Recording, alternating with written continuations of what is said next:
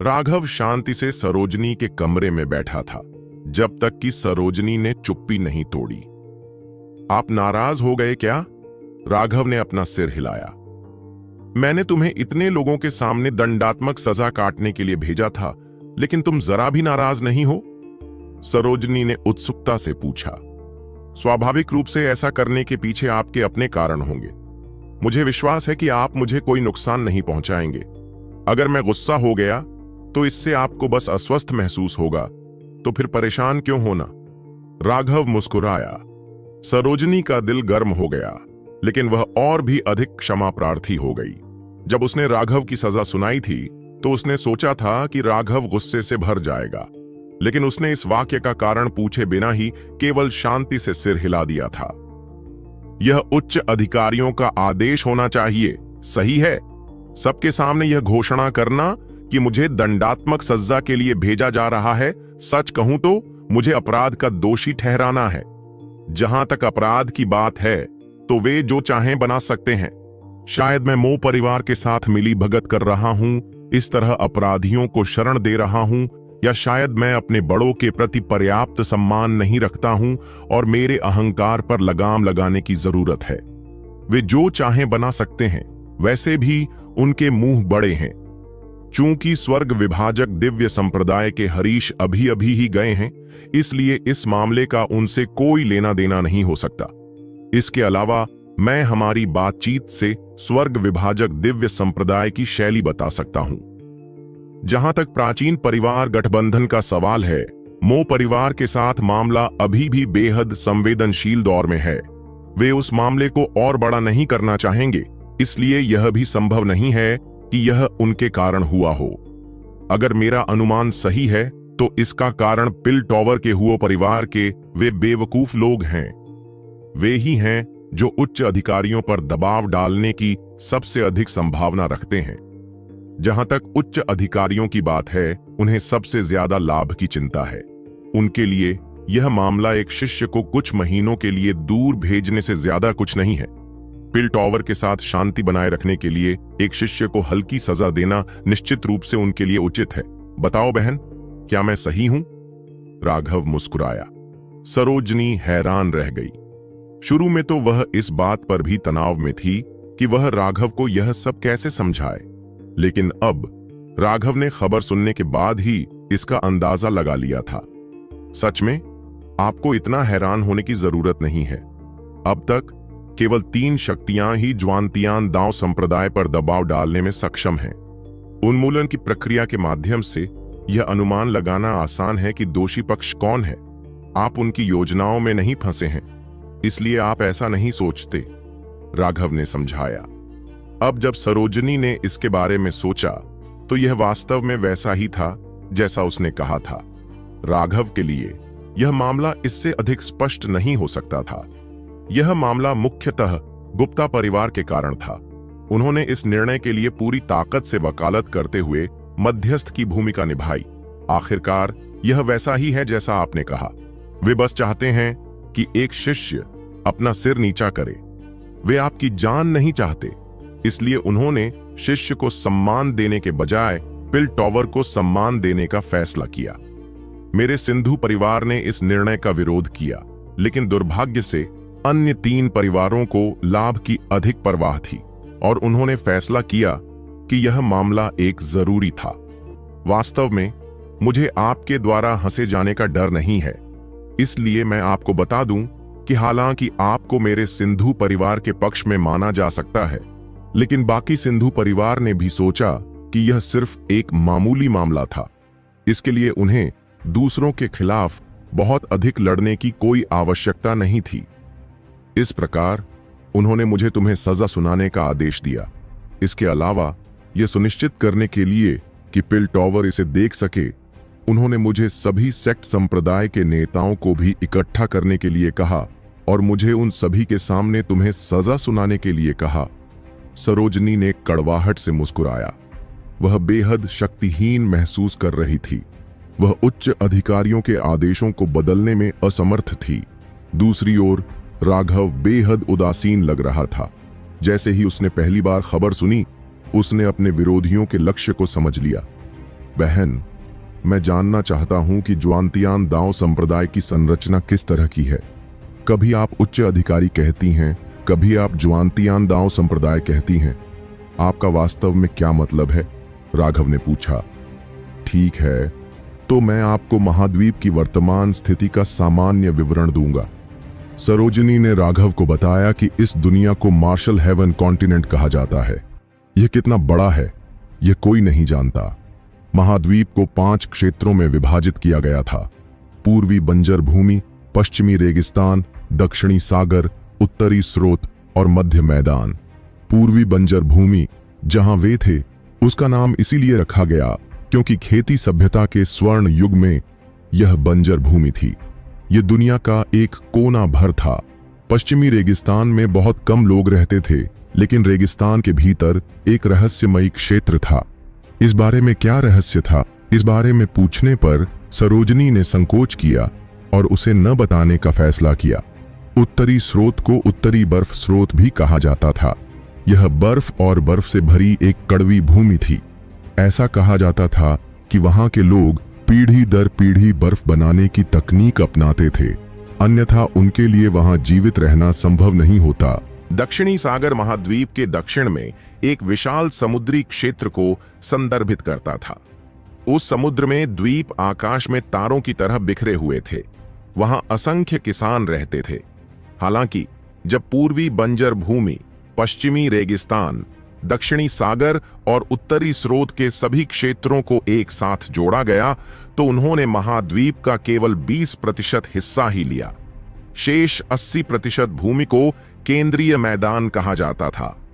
जब उसने central planes का जिक्र किया तो सरोजनी के विचार बहुत दूर चले गए। उसने कहा कि उस जगह को साधकों का सच्चा जमावड़ा स्थल कहा जाता है। यहां तक कि ज्वांटियन दाओ संप्रदाय का मुख्यालय भी वहां स्थित था। यह वास्तव में एक समर्थक के रूप में ज्वांटियन दाओ संप्रदाय की शक्ति के कारण था कि सरोजनी को देसाई परिवार या पिल टॉवर का सामना करते समय अधीन होने की आवश्यकता नहीं थी। जहां तक सरोजनी द्वारा पहले उल्लेखित ज्वांतियान दाओ संप्रदाय की बात है, वह पूर्वी बंजर भूमि में स्थित एक शाखा संप्रदाय से अधिक कुछ नहीं था।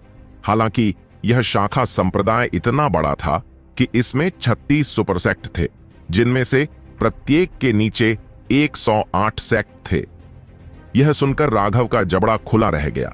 उसने कभी नहीं सोचा था कि यह दुनिया इतनी बड़ी है। अगर सरोजनी ने यह सब नहीं समझाया होता तो वह वास्तव में अभी भी कुएं के तल पर एक मेंढक होता। पहले उल्लेखित ज्वांतियान दाओ संप्रदाय सरोजनी शाखा संप्रदाय था। संप्रदाय गुरु के अलावा 4 परिवार थे जो 36 सुपरमठों की देखरेख करते थे। प्रत्येक परिवार 9 सुपरमठों का प्रभारी था, जबकि सरोजनी जिस सुपरसेक्ट का प्रभारी था वह 36वां सुपरसेक्ट था, जो सभी सुपरमठों में सबसे कमजोर था। यह सुनकर राघव कड़वी मुस्कान के बिना नहीं रह सका। उसका ऐसा भाग्य कैसे समाप्त हुआ? जब वह सेक्ट में गया तो उसने पाया कि सेक्ट अंतिम स्थान वाला सेक्ट था, और अब जब वह सुपरसेक्ट में शामिल हो गया था तो सुपरसेक्ट भी अंतिम स्थान पर था। इस तरह का भाग्य व्यावहारिक रूप से स्वर्ग को चुनौती देने वाला था। राघव, मुझे इस बात का अफसोस है। इसे 3 महीने के एकांतवास के रूप में ही समझो। सरोजनी ने माफी मांगी। आखिरकार वह राघव को इस सजा से बचा भी नहीं पाई थी। हे, एकांत? बहन, आप बहुत दयालु हैं। राघव ने उसे लगभग भोली भाली कहा, लेकिन इस तरह बड़ी बहन कहना थोड़ा अनुचित था।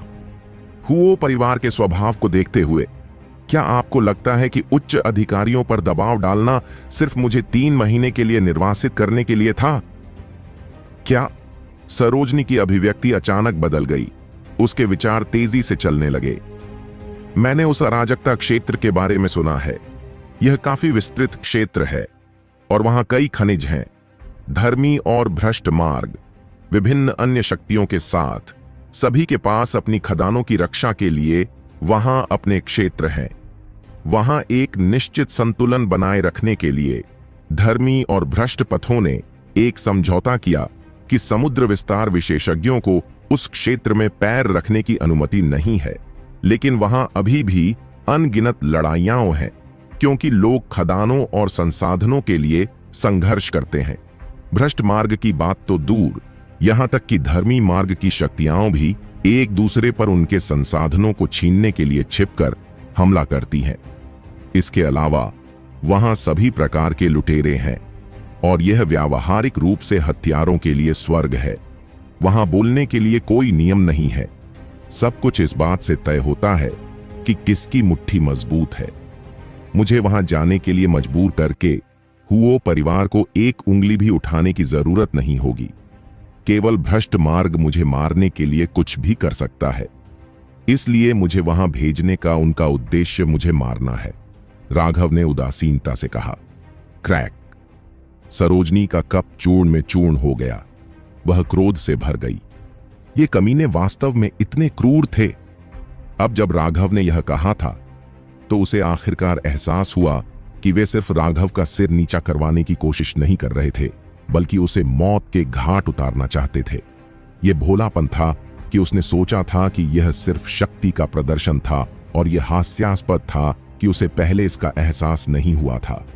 अब वह राघव की तुलना में मरने के लिए खुद को बेवकूफ महसूस कर रही थी, और उसे खुद को दफनाने के लिए एक जगह खोजने की इच्छा हो रही थी।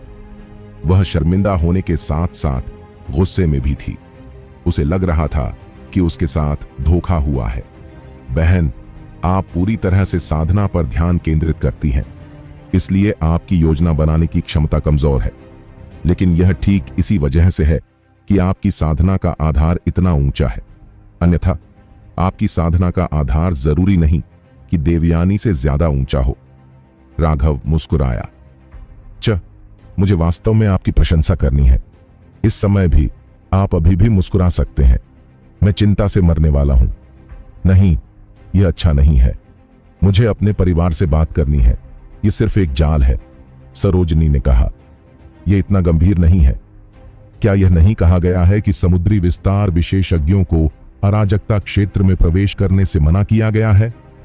अगर ऐसा है तो मेरे लिए यह एक जाल नहीं बल्कि एक अवसर है। यह वास्तव में एक अवसर था, लेकिन यह राघव के लिए अवसर नहीं था, बल्कि ड्रैगनाब्लड लीजन के लिए अवसर था। ड्रैगनाब्लड लीजन के योद्धाओं को अब अपनी नींव के साथ एक समस्या थी, और उन्हें एक युद्ध के बपतिस्मा से गुजरना पड़ा। तभी वे अपनी नींव को स्थिर कर सकते थे। अगर वे अपनी नींव को पूरी तरह से स्थिर नहीं करते तो राघव उन्हें स्वर्ग की उन्नति की गोलियां देने की हिम्मत नहीं करता। साधना करना पेंटिंग की तरह था। एक बार जब आप कोई स्ट्रोक लगाते हैं तो उसे बदलना मुश्किल होता है, और अगर आप कोई दोष छोड़ जाते हैं तो वह हमेशा के लिए दोषपूर्ण रहेगा। लेकिन क्या होगा अगर वे आपको मारने के लिए स्वर्ण श्रेणी के हथियारों को नियुक्त करते हैं? वास्तव में भ्रष्ट मार्ग आपको मारने के लिए सेलेस्टियल भी भेज सकता है। यह बहुत खतरनाक है, सरोजनी ने चेतावनी दी। दिव्य? वे दिव्य भेजेंगे? अद्भुत! राघव उछल पड़ा। उसका दिल जोर से धड़क रहा था। उसे अभी दिव्य विरोधियों की जरूरत थी। एक दिव्य एक स्वर्गीय दांव फल का प्रतिनिधित्व करता था, जो उसके बगल में एक अन्य दिव्य का प्रतिनिधित्व करता था। क्या वे वास्तव में सेलेस्टियल भेजेंगे? कितने? 5, 10 और अधिक? राघव की आंखें चमक उठीं, और सरोजनी यह देखकर अचंभित रह गया कि उसके मुंह से लार टपकने लगी थी। राघव की आंखें भूखे भेड़िए की आंखों जैसी लग रही थीं। उसे देखते ही सरोजनी, जो कि समुद्री विस्तार विशेषज्ञ थी, को ठंड लगने लगी। राघव वास्तव में एक शैतान था। उसके लिए उसकी चिंताएं पूरी तरह से अनावश्यक थीं। राघव, मैं वास्तव में नहीं जानती कि तुमसे क्या कहना है, सरोजनी ने कड़वी मुस्कान दी। इस समय उसे अब कोई अपराध बोध या चिंता महसूस नहीं हुई। शायद जिसके बारे में उसे चिंतित होना चाहिए वह भ्रष्ट मार्ग था। नहीं नहीं, मैं अब और इंतजार नहीं कर सकता। बहन, मुझे बैज दे दो। मैं कल का इंतजार नहीं कर सकता। मैं अपने भाइयों को इकट्ठा करके तुरंत निकल जाऊंगा। सरोजनी ने देखा कि राघव उत्साह से बैज लेकर चला गया। वह कड़वी मुस्कान के साथ बोली, क्या मैं वाकई बूढ़ी हो गई हूं? आजकल के युवाओं को मैं समझ नहीं पाती। अराजकता क्षेत्र सुदूर पूर्व में स्थित था। पूर्वी बंजर भूमि पहले से ही बंजर भूमि के रूप में जानी जाती थी, लेकिन अराजकता क्षेत्र अवर्णनीय रूप से उजाड़ था। लाखों मील के दायरे में घास का एक तिनका भी नहीं उगता था।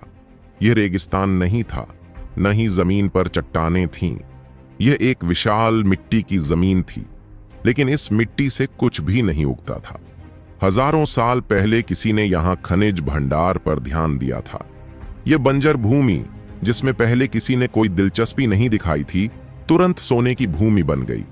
धर्म और भ्रष्ट दोनों ही तरह के अनगिनत संप्रदाय यहां आ गए। यहां सबसे पहले जो काम करना था वह था क्षेत्र के लिए लड़ाई करना।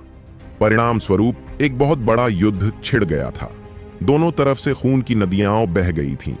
कई बार जब धर्म मार्ग ने भ्रष्ट मार्ग के साथ इतने बड़े पैमाने पर युद्ध लड़ा, जब उन्होंने एक निश्चित संख्या में लोगों को खो दिया, तो धर्म मार्ग ने हार मान ली और पीछे हट गया। लेकिन सामने मोटे मुनाफे के साथ धर्म मार्ग अभूतपूर्व शक्ति के साथ फट गया, और उस विशाल युद्ध ने दोनों मार्गों की मूल ताकत को बहुत नुकसान पहुंचाया। अंत में दोनों पक्षों के पास अपनी लड़ाई को अस्थायी रूप से रोकने के अलावा कोई विकल्प नहीं था।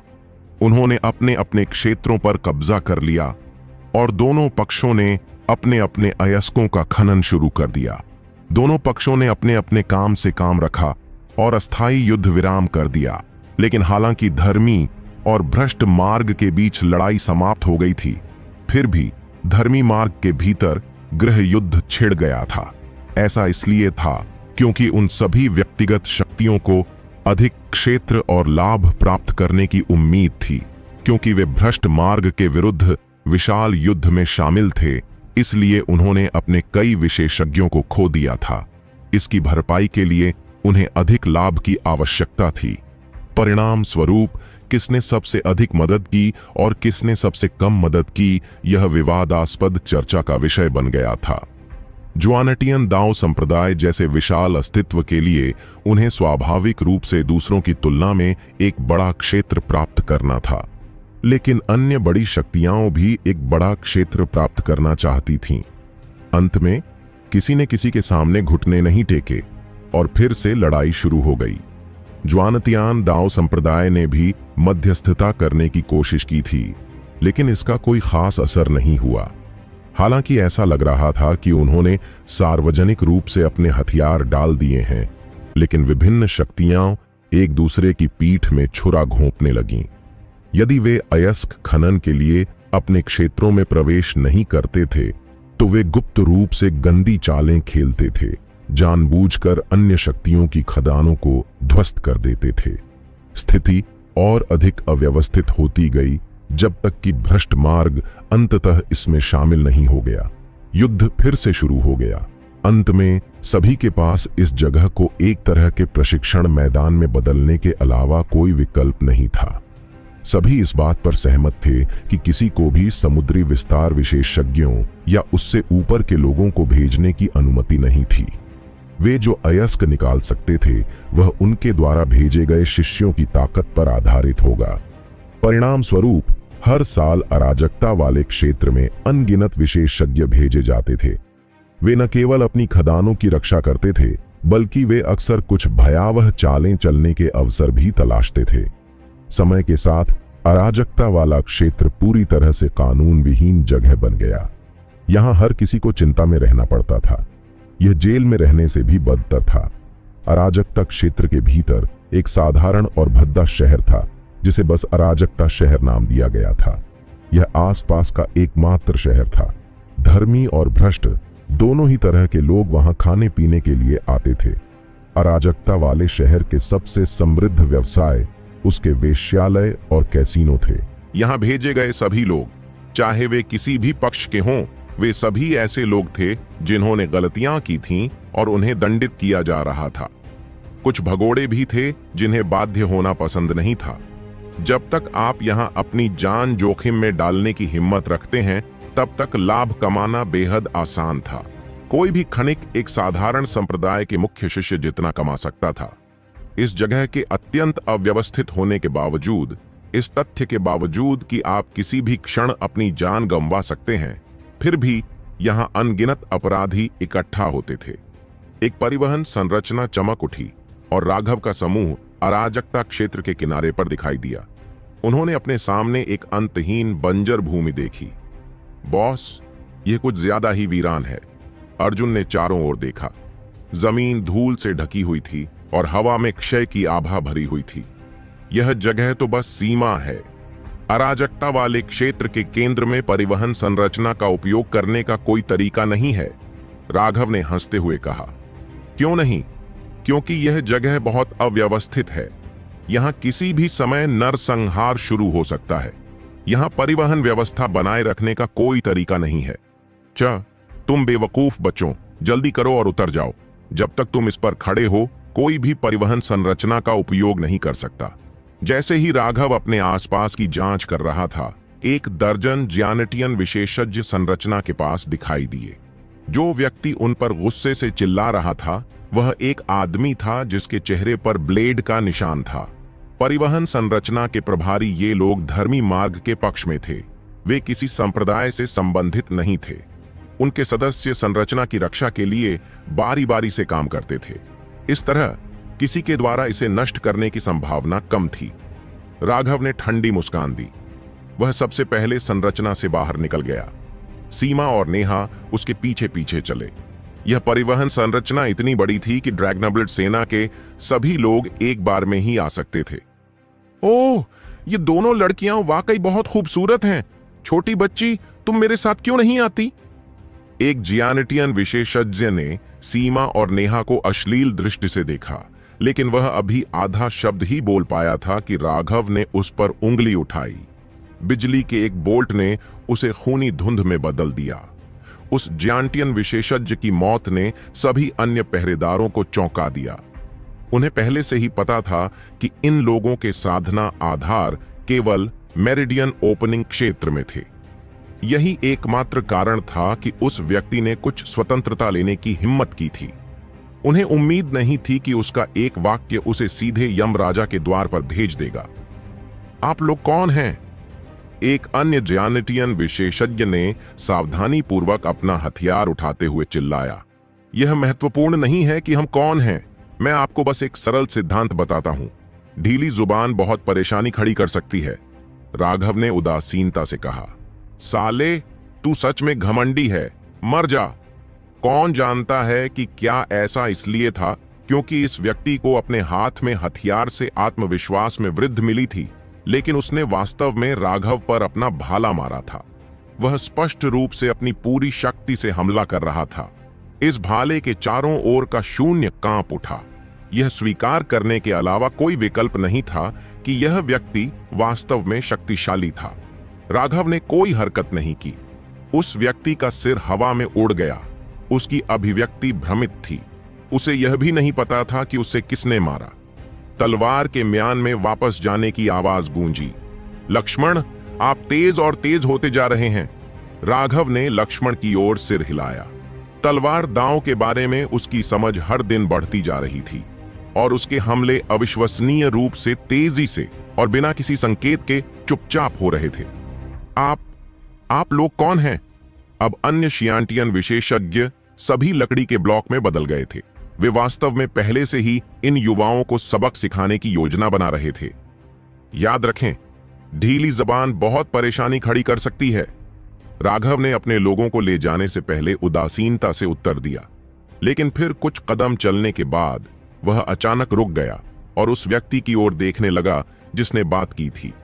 वह व्यक्ति तुरंत अकड़ गया। उसे ऐसा महसूस हुआ जैसे कोई मृत्यु देवता उसे घूर रहा हो। उसी क्षण उसे ऐसा लगा जैसे उसका दिल धड़कना बंद हो गया हो। उसके हाथ की तलवार जमीन पर गिर गई। जुआनतियान दांव संप्रदाय का खनन स्थल कहाँ है? वह व्यक्ति केवल हकला सकता था। उसने पाया कि उसकी अपनी जीभ अब उसकी बात नहीं सुन रही थी। अंत में वह आखिरकार कुछ निर्देश उगलने में कामयाब हो गया। जब राघव और बाकी लोग चले गए तो वह व्यक्ति अब और खड़ा नहीं रह सका और जमीन पर गिर पड़ा। वह पसीने से लथपथ था। ऐसा लग रहा था जैसे वह अभी अभी किसी तालाब से बाहर आया हो। कितनी डरावनी नजर है। जिस दिशा में राघव गया था उस ओर देखते हुए वह व्यक्ति अभी भी आतंक से भरा हुआ था। भाई अक्षय, क्या वह इतना डरावना था? बाकी लोग समझ नहीं पाए। उसने तुम्हें घूर कर नहीं देखा, अन्यथा तुम तुरंत ही पेशाब कर देते। धिक्कार है, मैं अराजकता वाला क्षेत्र छोड़ रहा हूं। मैं अपने बाकी दिन शांति से बिताने के लिए कोई जगह ढूंढने जा रहा हूं। ऐसा कहने के बाद वह व्यक्ति दूसरों की विचित्र निगाहों के सामने परिवहन संरचना की ओर चला गया और फिर गायब हो गया। राघव ने उस व्यक्ति के निर्देशों के अनुसार अपने समूह का नेतृत्व किया। एक और 1000 मील के बाद वे असली खनन क्षेत्र में पहुंच गए। जैसा कि अपेक्षित था, एक छोटे से पहाड़ पर जाने के बाद उन्हें कुछ बिखरी हुई मिट्टी की इमारतें दिखाई दीं। हर कुछ 100 मील पर 1 या 2 इमारतें होंगी। उन इमारतों के भीतर एक सुरंग का प्रवेश द्वार था, जो संभवतः खदान का प्रवेश द्वार था। यहां आने से पहले राघव ने इस जगह के बारे में पूछताछ की थी। जाहिर है, यहां काले सोने के अयस्क की भरमार थी। काला सोना ज्यानटियन हथियारों को परिष्कृत करने में एक महत्वपूर्ण सामग्री थी। अगर यह सिर्फ काला सोना अयस्क होता तो यह इतने सारे विशेषज्ञों को आकर्षित नहीं कर पाता। मुख्य बात यह थी कि काला सोना अयस्क ऐसी चीज थी जिसके साथ कभी कभी कोई और कीमती सामग्री भी पैदा हो जाती थी। उस तरह की सामग्री को फीनिक्स ब्लड ब्लैक गोल्ड कहा जाता था। यह खजाने की वस्तुओं को गढ़ने के लिए एक सामग्री थी। यही असली कारण था कि धर्मी और भ्रष्ट मार्ग इतने भयंकर रूप से लड़ते थे। जियानटियन हथियार जियानटियन विशेषज्ञों के लिए थे। जियानटियन हथियारों के ऊपर समुद्र विस्तार विशेषज्ञों द्वारा इस्तेमाल किए जाने वाले जादुई हथियार थे। उनके ऊपर खुदी हुई विशेष संरचनाओं ने उन्हें बहुत मजबूत बना दिया। उस समय देसाई परिवार के कुलपति ने एक ड्रैगन सिर वाले कर्मचारी का इस्तेमाल किया था, जो एक जादुई हथियार था। जहां तक खजाने की वस्तुओं का सवाल है, उन्हें कभी कभी जादुई हथियार या यहां तक कि ताओवादी हथियार भी कहा जाता था। उनकी शक्ति वास्तव में अद्भुत थी। जेड सागर गोल्ड बेल इसका एक उदाहरण है। हालांकि इससे पहले इसे बहुत भारी क्षति पहुंच चुकी थी, अन्यथा राघव इसकी शक्ति से मारा जाता। खजाने की वस्तुएं ऐसी वस्तुएं थीं जिनका उपयोग केवल समुद्री विस्तार के विशेषज्ञ ही कर सकते थे। इसलिए लोगों के लिए ऐसी चीजों के आकर्षण के सामने शांत रहना स्वाभाविक रूप से असंभव था। हालांकि इतने सालों तक खनन करने के बाद हर कोई निराश था। 100 साल से भी कम समय में सारा अयस्क निकाल लिया जाएगा, लेकिन वह पौराणिक फीनिक्स ब्लड ब्लैक गोल्ड अभी तक दिखाई नहीं दिया था। इसलिए पिछले कुछ सालों में इस खजाने की भूमि ने अपना आकर्षण खो दिया था। चूंकि Phoenix blood black gold in सभी वर्षों में अभी तक दिखाई नहीं दिया था, इसलिए केवल यह कहा जा सकता था कि यह बस मौजूद नहीं था, अन्यथा उन्हें बहुत पहले ही इसके संकेत मिल गए होते। किंवदंती के अनुसार अमर युग में दुनिया में दिव्य फीनिक्स थे, जो इतने शक्तिशाली थे कि उनके पंखों का एक फड़फड़ाहट सितारों को नष्ट कर सकता था। जब उनमें से एक मर जाता था तो उनका सार रक्त जमीन में रिस जाता था, और अगर जमीन पर काले सोने की खदान हो तो फीनिक्स ब्लड ब्लैक गोल्ड बन सकता है। हालांकि इतने सालों बाद भी इसका कोई निशान नहीं था। नतीजा पहले से ही स्पष्ट था। इसलिए अब यह अराजकता क्षेत्र विभिन्न शक्तियों के लिए बहुत कम मूल्य का था। नतीजतन यह स्थान उन शिष्यों के लिए जेल बन गया था जिन्होंने अपराध किए थे। राघव ने रास्ते में कई विशेषज्ञों को देखा। वे लेटे हुए थे, डूबते सूरज की रोशनी में भीग रहे थे। जाहिर है, अपनी आरामदेह स्थिति के बावजूद वे ड्यूटी पर थे। इस तरह की ड्यूटी वाकई बहुत आरामदायक लग रही थी, लेकिन जब उन लोगों ने राघव और अन्य लोगों को देखा तो वे भयावह रूप से मुस्कुराए। ऐसा लग रहा था जैसे वे अपने ही बचपन को देख रहे हों, जब वे भी इतने भोले थे। राघव ने उन लोगों की अनदेखी की। आखिरकार वह एक बड़ी इमारत में पहुंच गया। यह ज्वानतियान दाओ संप्रदाय का खनन क्षेत्र था। ज्वानतियान दाओ संप्रदाय का खनन क्षेत्र बहुत बड़ा था। उनका क्षेत्र 10,000 मील तक फैला हुआ था और कुल 7 खदानें थीं। इस क्षेत्र में एक बड़ी इमारत थी। यह इमारत केवल 1 हेक्टेयर से भी कम जगह घेरती थी, लेकिन बाकी बंजर भूमि की तुलना में यह इमारत असाधारण रूप से भव्य दिखाई देती थी। वहां कौन है? जैसे ही राघव का समूह इस स्थान पर पहुंचा, 10 से अधिक मेरिडियन ओपनिंग विशेषज्ञों ने उनका रास्ता रोक दिया। सुपर सेक्ट ने मुझे यहां भेजा है। राघव ने अपने हाथ में बैज दिखाया। तुम्हें यहां भेजा गया? इसे कहने का कितना अच्छा तरीका है। तुम्हें यहां दंडात्मक सजा काटने के लिए बुलाया गया था, है ना? एक व्यक्ति ने तिरस्कार पूर्वक बैज प्राप्त किया। क्या तुम मरना चाहते हो? मनोज ने उस व्यक्ति को ठंडी निगाह से देखा। हाँ, सही है। आपको क्या लगता है कि यहां कितने लोग रहना चाहते हैं? क्या आपको वहां वो इमारत दिख रही है? जाकर अपने आगमन की सूचना दो। उस व्यक्ति ने दूरी पर एक छोटी सी इमारत की ओर इशारा करते हुए बैज वापस राघव को थमा दिया। उसका लहजा बेहद अपमानजनक था। आप जाने देना। मनोज की अभिव्यक्ति डूब गई और वह बस उस व्यक्ति को सबक सिखाने वाला था जब राघव ने उसे रोक दिया और उन्हें दूर ले गया। बॉस, आपने मुझे उसे सबक सिखाने क्यों नहीं दिया? मनोज ने शिकायत की। ऐसा नहीं है कि आप उसके परिवार के बड़े सदस्य हैं।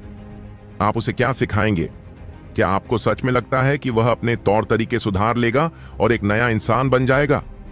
राघव ने हंसते हुए कहा। लेकिन वह आपके प्रति असम्मानजनक था। पूरे ड्रैगनब्लड लीजन को भी ऐसा ही लगा। राघव उनके लिए एक हीरो था। लोग उनके प्रति अनादरपूर्ण हो सकते थे, लेकिन वे उसके प्रति अनादरपूर्ण नहीं हो सकते थे। उसे मेरा सम्मान करने की क्या जरूरत है? उसने मेरा नहीं खाया, उसने मेरा नहीं पिया, मैंने उसे कुछ नहीं दिया। उनमें से कोई भी मेरा सम्मान क्यों करेगा? राघव ने पूछा। कुआं, ऐसा मत सोचो कि सिर्फ इसलिए कि तुम ऊंचे स्तर पर खड़े हो दूसरे लोग तुम्हारा सम्मान करें। अगर तुम्हारा दिल ऐसा है तो तुम भी जल्द या बाद में प्राचीन परिवारों के उन घमंडी मूर्खों की तरह बन जाओगे। साधना का मार्ग समुद्र की तरह विशाल है। हमारी वर्तमान उपलब्धियां उस समुद्र में एक बूंद से अधिक कुछ नहीं है। हमारी उपलब्धियां अभी भी पूरी तरह से महत्वहीन है। जहां तक उस व्यक्ति का सवाल है, वह केवल अपने चरित्र के अनुसार कार्य कर रहा था।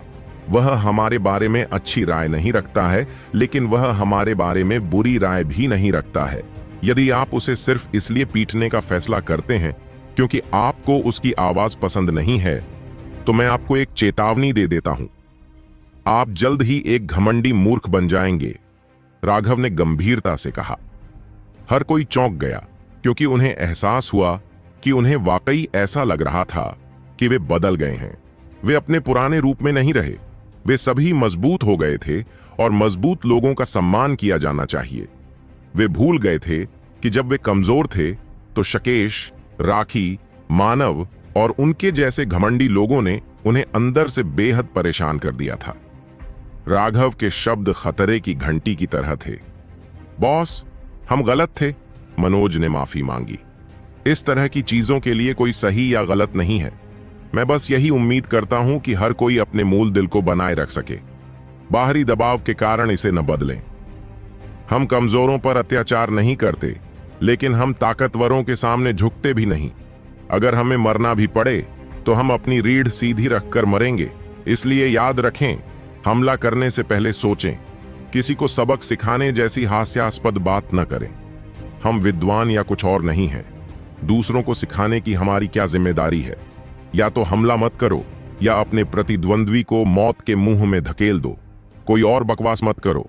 हमारी दुनिया में हम केवल अपने दुश्मनों पर हमला करते हैं, राघव ने कहा। राघव इस तरह के मूर्खतापूर्ण उकसावे से बेहद निराश था। उसे उम्मीद नहीं थी कि ड्रैगनब्लड लीजन में ऐसे लोग होंगे। रुको, तुम कहां से हो? जब वे छोटी सी इमारत के सामने पहुंचे तो उन्होंने देखा कि एक आदमी अपनी सीट पर लेटा हुआ था और उसके पैर सामने मेज पर थे। जुआंटियन सुपर मॉनेस्ट्री, राघव ने जवाब दिया। उसने उम्मीद नहीं की थी कि रजिस्ट्रार एक स्वर्गीय जुआंटियन विशेषज्ञ होगा। उस व्यक्ति ने उसे ठंडी निगाह से देखा और फिर पूछा, नाम? राघव। जुआंटियन विशेषज्ञ ने ठंडे स्वर में चिल्लाते हुए कहा, क्या आपको लगता है कि मैं अंधा हूं? क्या आप सभी राघव हैं? इस अचानक परिवर्तन से ड्रैगनब्लड लीजन के हर सदस्य के माथे पर बल पड़ गए। यह बहुत स्वागत योग्य नहीं लगा। ऐसा लग रहा था कि उनके साथ वाकई अपराधियों जैसा व्यवहार किया जा रहा है। नहीं, तुम्हारी आंखें अंधी नहीं हैं, बल्कि तुम्हारे कान बहरे हैं। राघव अचानक हंस पड़ा। क्या बकवास है। इससे पहले कि वह कुछ और कह पाता, राघव ने उसके चेहरे पर थप्पड़ मार दिया और फिर यह महसूस करते हुए कि यह पर्याप्त नहीं था, उसने भी अपनी हथेली के पीछे से उसे फिर से थप्पड़ मारा। राघव ने अपनी ताकत को नियंत्रित किया। अगर वह ऐसा नहीं करता तो एक थप्पड़ से उस व्यक्ति का सिर फट जाता, और फिर भी अपनी ताकत को नियंत्रित करने के बावजूद उस व्यक्ति का जबड़ा टूट गया और वह चीख पड़ा। फिर राघव द्वारा पेट में लात मारे जाने पर उसने मुंह से खून उगल दिया। ड्रैगनब्लड लीजन के सभी योद्धा पूरी तरह से चौंक गए। उनका बॉस क्या कर रहा था? क्या वह विद्रोह की तैयारी कर रहा था? राघव ने ज़ियांटियन विशेषज्ञ को जमीन पर फेंक दिया और अपना पैर उसके पेट पर रखते हुए व्यंग्य किया। क्या तुम अब भी कुछ कहना चाहते हो? तुम प्रणय कर रहे हो? ज़ियांटियन विशेषज्ञ अपना अंतिम शब्द भी नहीं बोल पाया, क्योंकि राघव ने उसकी ताकत बढ़ा दी थी, जिससे उसे खून की उल्टी होने लगी। तुम कहना चाहते थे कि मैं मौत को आमंत्रित कर रहा हूं। मुझे नहीं पता कि मैं मौत को आमंत्रित कर रहा हूं या नहीं, लेकिन मुझे पता है कि तुम मौत के बहुत करीब हो। क्या तुम मुझे बेवकूफ समझते हो? क्या यह संभव है कि तुम्हें इस बात की थोड़ी सी भी खबर नहीं मिली कि मुझे यहां निर्वासित किया जा रहा है? चूंकि तुम जानते थे और तुम जानबूझकर मुझसे झगड़ा करना चाहते थे, इसलिए मुझे वास्तव में तुम्हारी हिम्मत की प्रशंसा करनी होगी। मैं राघव विशेषज्ञों की बहुत प्रशंसा करता हूं, लेकिन पहले मुझे यह पुष्टि करने की जरूरत है कि तुम वास्तव में एक विशेषज्ञ हो या नहीं। बहुत खेद है, लेकिन कृपया मेरा साथ दें। राघव ने अलग अलग ताकतों के साथ अपने पैर से 7 बार नीचे धक्का दिया, जिससे ज़ियानिटियन विशेषज्ञ के मुंह से हृदय विदारक चीख निकली। अरे, इस तरह से बेसुरे स्वर में गाना किसी विशेषज्ञ के व्यवहार के अनुरूप नहीं है। राघव ने अपना सिर हिलाया। अचानक एक ठंडी चीख गूंजी और सफेद लबादा पहने एक अधेड़ उम्र का आदमी उदास भाव से राघव के सामने आया। इस व्यक्ति के चेहरे पर दाग थे और उसकी त्वचा काली थी, जो रोटी पर छिड़के गए तिल के बीज की तरह दिख रही थी। हालांकि उसकी काली त्वचा ने ऐसा किया कि जब तक आप ध्यान से न देखें, आप उन दागों को नहीं देख पाएंगे। शायद उसके माता पिता को पता था कि उसका चेहरा ऐसा होगा, और इसलिए उन्होंने जानबूझकर उसकी त्वचा को गहरा बनाया। आधा कदम समुद्र विस्तार, हे उसे ही प्रभारी होना चाहिए। राघव ने अपने पैर से ज़ियानिटियन विशेषज्ञ को नीचे धकेलना बंद नहीं किया। राघव के पैर के नीचे वह आदमी बहुत जोश में गाया, लेकिन उसका गाना थोड़ा शोकपूर्ण था, लोहे को खुरचने जैसा लग रहा था। कितना बेशर्म राघव! क्या तुम्हें लगता है कि यह जगह सुपर सेक्ट है? आधे कदम के समुद्री विस्तार, विशेषज्ञ ने चिल्लाया।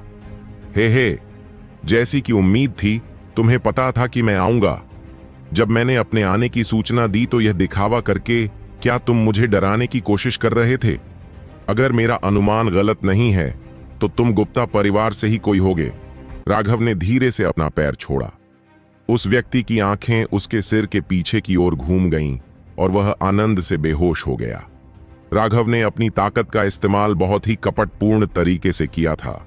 उसने सबसे पहले उसके तंत्रिका तंत्र का एक हिस्सा तोड़ दिया था, जिससे वह बेहोश होने से बच गया, चाहे उसे कितना भी दर्द क्यों न हो। राघव, तुम्हें अपने पापों का प्रायश्चित करने के लिए यहां भेजा गया है।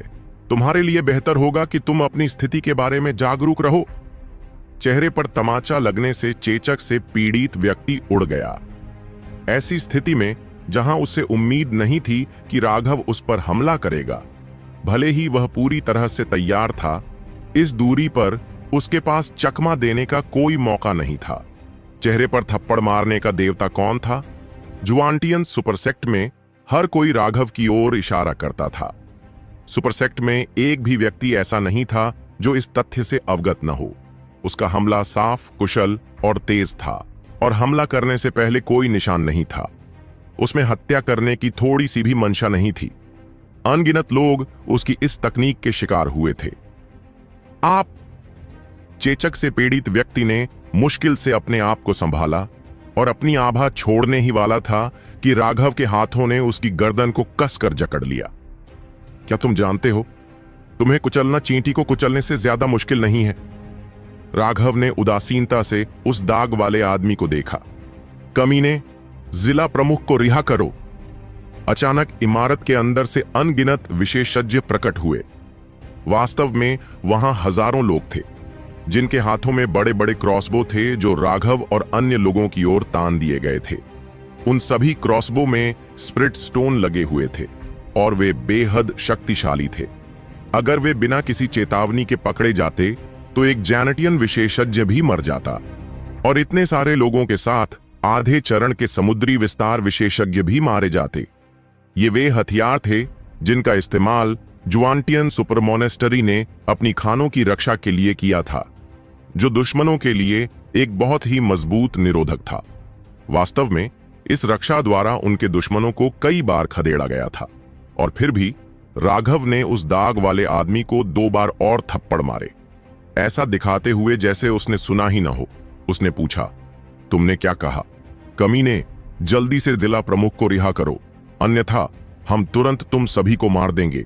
एक दिवंगत जियांटियन बुजुर्ग ने उस पर अपना क्रॉसबो तानते हुए गुस्से से कहा। ड्रैगनाब्लड योद्धा भावशून्य होकर उनकी ओर देख रहे थे, यहां तक कि उनके क्रॉसबो की ओर भी देखने की इच्छा नहीं कर रहे थे। वास्तव में उनके चेहरों पर हल्का उपहास दिख रहा था। उन्हें क्या लगता है कि वे किसे धोखा देने की कोशिश कर रहे थे। जैसे ही उन्होंने इस बंधक को छोड़ा, क्या वे जाल में फंसी मछली में नहीं बदल गए? आपने शुरू में क्या कहा था? राघव ने पूछा। शुरू में मैंने कहा था कि जिला प्रमुख को रिहा करो। इससे पहले? कमीने, बुजुर्ग थोड़ा उलझन में था। हां, यही शब्द है। राघव ने उस दाग वाले आदमी को लगातार 16 बार थप्पड़ मारे। उसका सिर अब सुअर के सिर जैसा लग रहा था। बस, बुजुर्ग अब भी गुस्सा होने ही वाला था कि उसने देखा कि राघव ने फिर से अपना हाथ उठाया और उसने अपनी बाकी बातें निगल ली। सभी विशेषज्ञ अब अचंभित थे। यह बहुत अनुचित था। अराजकता क्षेत्र में विशेषज्ञों की कमी नहीं थी, लेकिन ऐसा व्यक्ति पहले कभी नहीं था। एक विशाल आधा कदम समुद्र विस्तार विशेषज्ञ एकमात्र बच्चे की मुट्ठी में फंस गया था, और यह बच्चा उन्हें अनदेखा करते हुए लगातार उसके चेहरे पर थप्पड़ मार रहा था। आप क्या जारी करना चाहते हैं? राघव ने अपना हाथ उठाया और उसके चेहरे पर 4 बार थप्पड़ मारे। मैंने तो किसी को गाली भी नहीं दी, तुम उसे क्यों मारोगे? बुजुर्ग ने गुस्से में कहा। ओह, बहुत खेद है, यह एक आदत थी। राघव ने बहुत ईमानदारी से माफी मांगी। इस माफी से बुजुर्ग लगभग गुस्से से भड़क उठे। राघव ने उनकी बात अनसुनी कर दी और उस दाग वाले आदमी की तरफ देखा। उसने ठंडे स्वर में पूछा, क्या तुम गुप्ता परिवार से हो? यह पूछने के बाद राघव ने अपनी पकड़ थोड़ी ढीली कर दी ताकि वह जवाब दे सके, लेकिन कोई शक्ति नहीं छोड़ सके। राघव, तुमने मेरे साथ ऐसा व्यवहार करने की हिम्मत कैसे की? तुम राघव ने अपना हाथ उठाया और उसके चेहरे पर कई थप्पड़ जड़ दिए। उसने आगे कहा, क्या तुम गुप्ता परिवार से हो? राघव ने अपने थप्पड़ जारी रखे। इस बार 16 थप्पड़ मारे गए, लेकिन थप्पड़ों के बीच पलक झपकाने के बजाय उसने गति बढ़ा दी। ऐसा लग रहा था कि राघव की तकनीक तेजी से आगे बढ़ रही थी। आपका जवाब विषय से हटकर था। मैं आपसे फिर पूछता हूं, क्या आप गुप्ता परिवार से हैं? नहीं। क्या तुम्हें लगता है कि मैं तुम पर विश्वास करूंगा? मैं फिर से पूछूंगा, क्या तुम गुप्ता परिवार से हो? हां। राघव की मुट्ठी में उसका गला होने के कारण उस दागदार व्यक्ति में प्रतिरोध करने की थोड़ी सी भी क्षमता नहीं थी। उसका जीवन राघव के हाथों में था और उसके पास सच बोलने के अलावा कोई विकल्प नहीं था। थप्पड़ों की एक और झड़ी लगी और राघव ने व्यंग्यात्मक लहजे में कहा, अच्छा, तो फिर तुम्हें थप्पड़ मारना मेरा गलत नहीं था। अब चाहे ड्रैगनाब्लड योद्धा हों या खदानों की रखवाली करने वाले विशेषज्ञ, सभी हैरान थे। वह कौन सा खेल खेल रहा था? चाहे जवाब कुछ भी हो, वह उसे जोरदार थप्पड़ मार देगा। सभी पहरेदार हैरानी से राघव को देखने लगे। राघव, तुम क्या चाहते हो? चेचक से पीड़ित व्यक्ति का चेहरा इतना सूझा हुआ था कि वह मुश्किल से एक आंख से देख पा रहा था। उसके होंठ पैर जैसे लग रहे थे और उसकी आवाज बेहद अस्पष्ट थी। यह वह नहीं है जो मैं चाहता हूं, बल्कि वह जो तुम्हारा गुप्ता परिवार चाहता है। जैसे ही मैं आया तुम मुझे डराना चाहते थे। बाद में यहां जीवन के हर एक पहलू में मेरे लिए चीजों को कठिन बनाने की योजना थी। ऐसा लगता है कि तुम अंडे सेने से पहले ही अपनी मुर्गियों की गिनती कर रहे हो। अफसोस की बात है, मुझे धमकाया जाना पसंद नहीं है। जब तुम भविष्य में मुझसे बात करोगी तो तुम्हारे लिए अधिक आज्ञाकारी होना सबसे अच्छा होगा। यह कहकर उसने उसे जमीन पर पटक दिया। दाग वाला आदमी तुरंत उठकर पीछे हट गया। अब हजारों क्रॉसबो राघव और अन्य लोगों पर तान दिए गए थे। तंत्र पहले से ही सक्रिय हो चुके थे और वे किसी भी क्षण गोली चला सकते थे। राघव ने अपने हाथ पीछे करके उन्हें उदासीनता से देखा। उसे इन क्रॉसबो से डर नहीं था, क्योंकि उसके पास उन्हें पूरी तरह से रोकने की ताकत थी। वह बस कुछ परखना चाहता था। उस दागदार आदमी का चेहरा लगभग सुअर के सिर में बदल गया था। उसे लगा कि यह उसका अपना चेहरा ही नहीं है। इस अपमान से उसका गुस्सा बढ़ गया और उसकी हत्या की नीयत बाहर आ गई।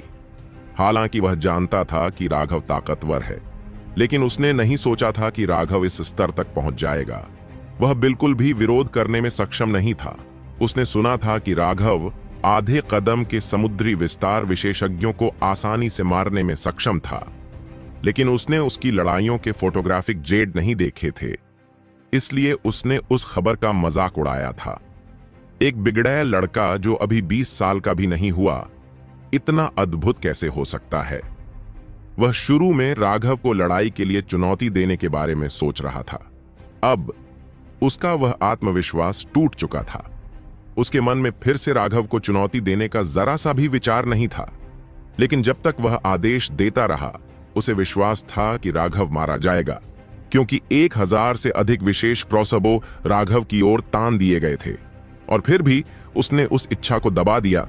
इसके बजाय राघव की ओर इशारा किया। राघव, मैं आसिफ इस मामले को याद रखूंगा। जब मुझे मौका मिलेगा तो मैं हमारे कर्ज का निपटारा कर दूंगा। फिर सबकी हैरान निगाहों के सामने वह कायरों की तरह मुड़ा और चला गया। जहां तक राघव का सवाल है, यह देखकर उसने आंखें सिकोड़ लीं। जैसी कि उम्मीद थी, यह मामला इतना सरल नहीं है। यह पूरा अराजकता क्षेत्र एक बड़ा जाल है। अरे, हमें कौन लेने आया है? हमें हमारे घर दिलवा दो। इसके अलावा मैं यात्रा से थक गया हूं और आराम करना चाहता हूं। नहाने की तैयारी करो, अर्जुन चिल्लाया। हैरानी की बात है कि कोई वास्तव में बाहर चला गया। वह अपने 30वें दशक में था और केवल मेरिडियन ओपनिंग में था। उसकी नजर से वह एक चतुर व्यक्ति की तरह लग रहा था। वह राघव और अन्य लोगों को प्राप्त करने का प्रभारी था। हालांकि यह विशेष खनन स्थल केवल 1 हेक्टेयर जगह लेता था, फिर भी रहने की स्थिति ठीक थी। इस व्यक्ति ने सिर्फ राघव और अन्य लोगों के लिए एक बड़ी इमारत ढूंढी।